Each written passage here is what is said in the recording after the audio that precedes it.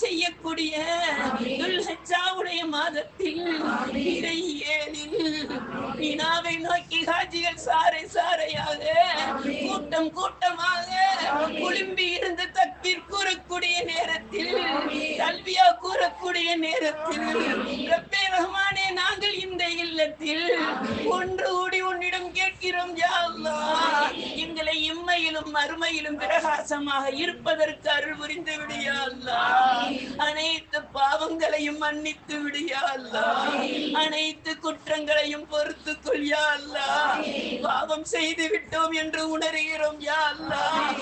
அந்த உணர்தலை நீ நன்றியாக ஏற்றுக்கொள் யா அல்லாஹ். இனிமேல் பாவம் செய்யாமல் எங்களை